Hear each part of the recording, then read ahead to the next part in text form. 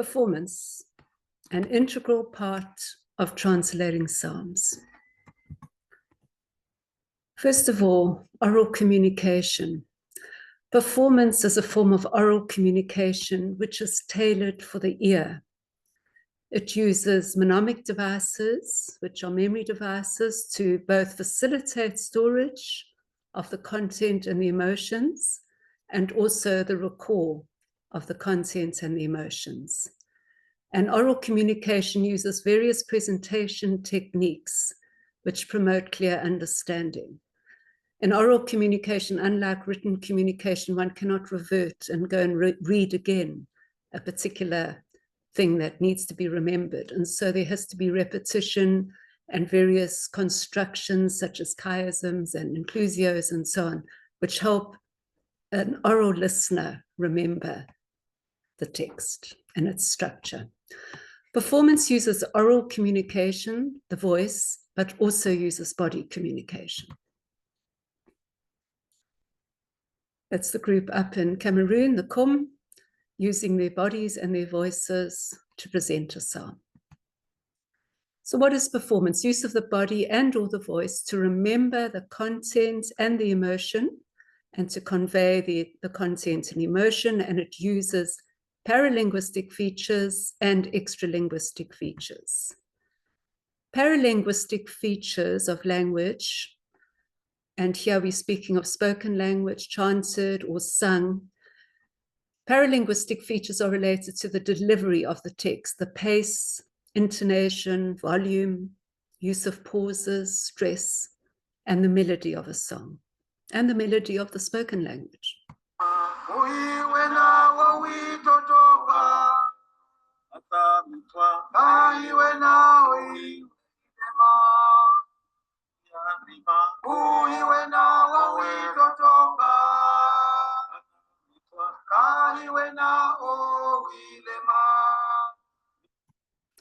Extralinguistic elements of performance include the props, the costume, the place and time of the performance. For example, if the performance happens on a Sunday morning in a church building, then it construes a particular expectation in the audience. And that's part of the communication of the message. It's considered to be sacred. It's considered to have authority. Extralinguistic elements also include body movement and gestures, facial expressions, and the direction of speech, the way the eye is looking as to whom the speaker is speaking. Performance is used throughout the translation process. First, to obtain a big picture, the key ideas. For example, in a psalm, we might need to know the big picture of the backstory, the context of the psalm. And then we might also need to know the big picture. Well, we do need to know the big picture within the psalm. And so performance can be very helpful. It's also helpful to remember some of the details of the psalm. And of course, because in performance you're sounding out the text, you are able to develop a good rhythm. You can listen to the sound patterns and see if they're effective or not. And in terms of performance at the end of a translation, it allows the message to be delivered in a way that is easily and enjoyably received by the audience. Performing helps memory and creativity. First, the ability to remember is increased by associating words with actions. And so this engages physiological memory or body memory, as well as the other aspects of memory.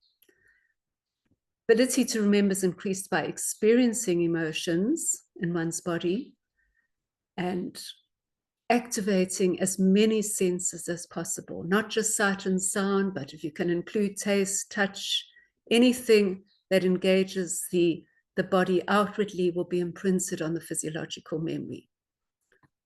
Creativity is stimulated by expressing emotion. This promotes the generation of novel and useful ideas.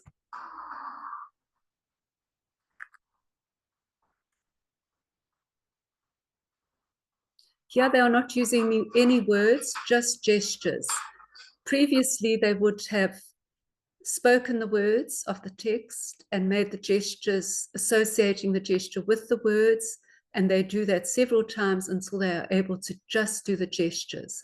And the gestures enables them, because of the association with the words, to remember the words of the text. They love doing this exercise, and it's a very valuable one to help with memory retention.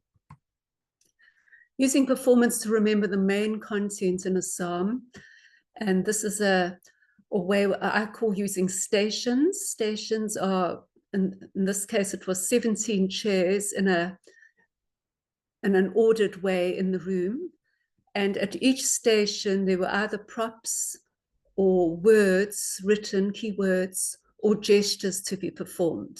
And associated with each station was a particular part of the biblical text. So, for example, in Psalm 62, I first select the words, the ideas that I think are the key ideas I want the participants to remember. So, only in God does my soul find rest. Only from him comes my rescue. So I focused on rest and rescue. For rest, I had a pillow. Rescue, I had a rope. You can imagine someone using a rope to pull up someone in distress. And then the second verse, only he is my rock and my rescue, my high refuge. I will not be greatly shaken. So at station number 2, we had an actual rock. For rescue, again, we used another piece of rope. And then for refuge, we used a gesture. And so when they got there, they made the gesture, and that reminded them to include the idea of God as my refuge. The other idea, I will not be greatly shaken. The word shaken was written in their language with a big X going through it. And then we also had the gesture, shaken, no.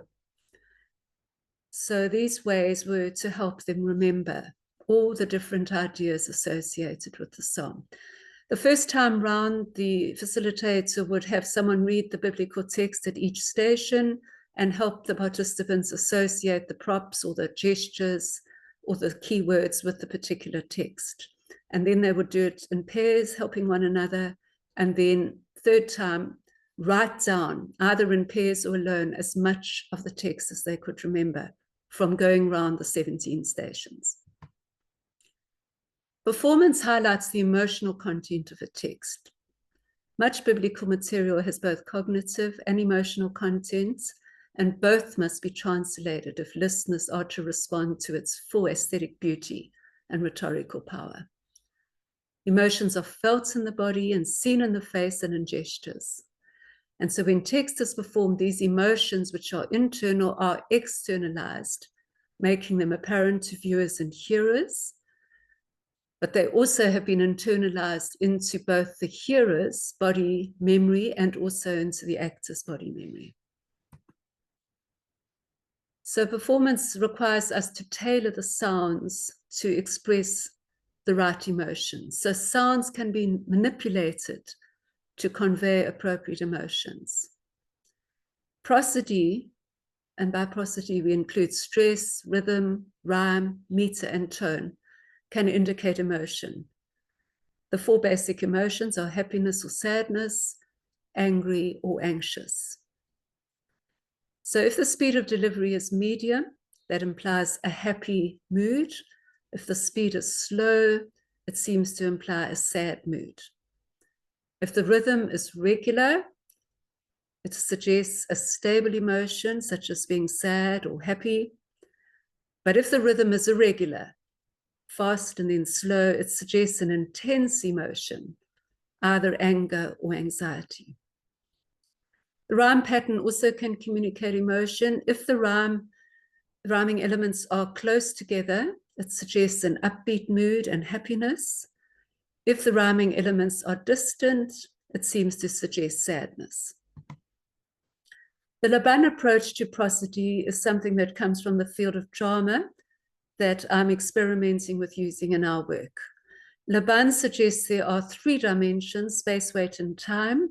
Each dimension has 2 possible forms. For example, space, a movement can be direct or indirect through space. Weight can be heavy or light. And time can be quick, brief, or sustained. And by having various combinations of these 3 dimensions, he comes up with these 8 different ways of conveying emotion in the body and the voice. So it's floating, flicking, ringing, slash, glide, dab, press, and punch. Now, the way the meaning one gives to these different voice and body expressions is personal, but I'll show you an example just now, my idea. I think that punch seems to suggest a strong affirmation. Press an extended force, something that the person is believing strongly, either positive or negative. A glide is direct, and I use that for a strong affirmation. And the dab, the idea of little dabs, support a glide. It gives the details of that affirmation. Floating are also statements supporting a glide, going more indirectly, but supporting that direct affirmation.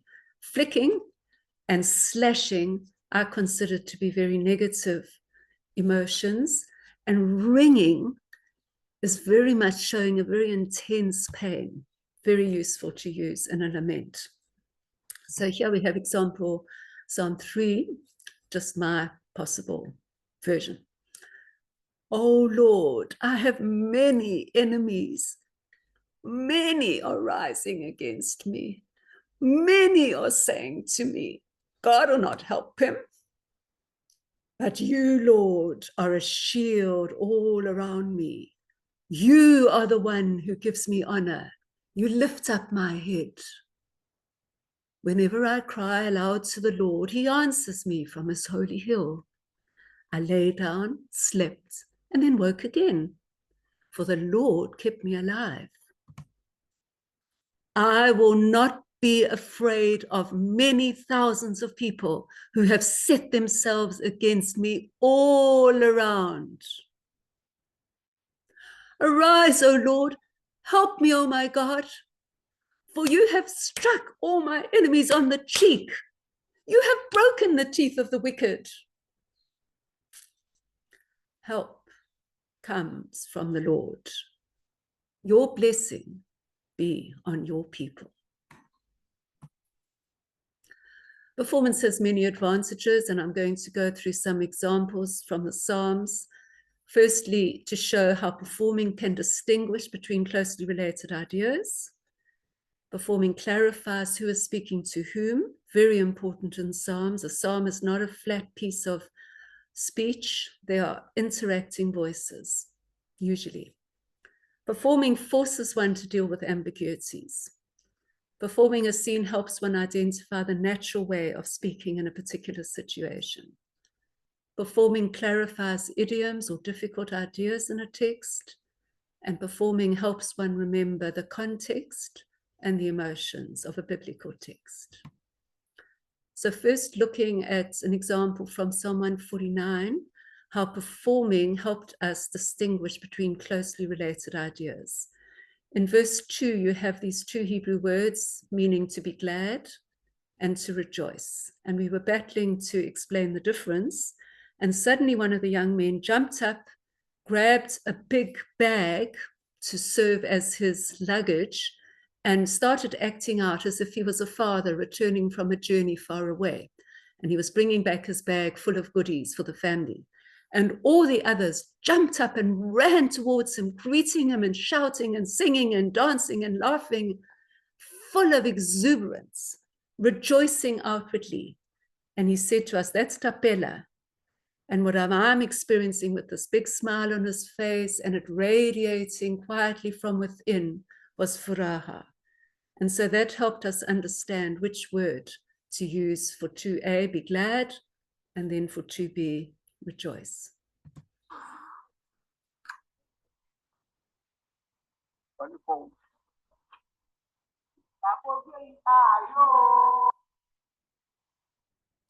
It's the Beti people in Ivory Coast. We were acting out Psalm 134, and the very first word in the English is behold. So I was trying to encourage them to find an attention getter in their language, Beti.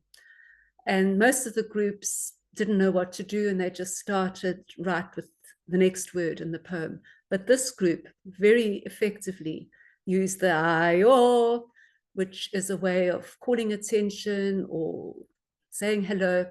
They were acting as the pilgrims returning home now. Psalm 134 is the last of their Psalms of Ascent, returning home after being in Jerusalem for the feast. They see the priests and they call out to the priests, Ayo, and then they began their discourse. Very, very effective, as seen in this little drama. So performing can clarify all sorts of understandings. And again, in Psalm 149, we were battling for them to get the pronoun right in verses 5 and 6. Verse 2 said, let the godly delight themselves and let them sing for joy. Let them use their voices to strongly praise God. And they kept on using second person plural. Let you sing for joy and let you use your voices. And so we decided to act it out, and we had the psalmist speaking to the congregation, speaking to the audience, describing the godly, describing the wicked. The godly do this, the wicked do that. The godly do this, the wicked do that. And then verse 5, let them, not referring to you, the audience, but referring to them, the godly. And then they got it, and they were able to get the third person plural. Performing clarifies the emotions, the emotional context, and also the participants in a story. In Psalm 62, it's very helpful to act out the backstory. 3 chapters from 2 Samuel. I made an extended dramatic play for it. And as the participants acted it all out, and David and his men were running from one cave to another, and the emotions of his men, anxiety, exhaustion, it was very easy to understand how they were feeling when he came to write Psalm 62, which was just within that context. And then we also found it helpful to act out the psalm to see who David was speaking to. So it begins with him remembering, Lord, you are my rock, you are my rescue, you are my refuge. So he's encouraging himself. Then perhaps he picks up his harp and starts to sing and thinks about what he's been saying. He's encouraging himself and he gains confidence. And then in verse 3, he can shout out. He sees the enemy at the mouth of the cave and he shouts at them. But he also wants his men to hear, his men who are sitting around him. And then from verse 4, he continues to encourage his men. So it was helpful through the little drama to see he first is speaking to himself, gains strength to then denounce the enemy in the presence of his men and then encourage them.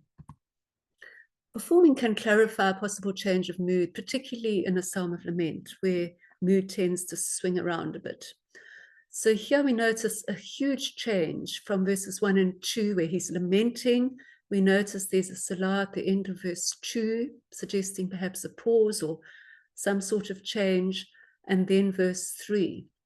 So verse 2, oh, many are saying, God will never help him. But you, Lord, are a shield all around me. What's happened?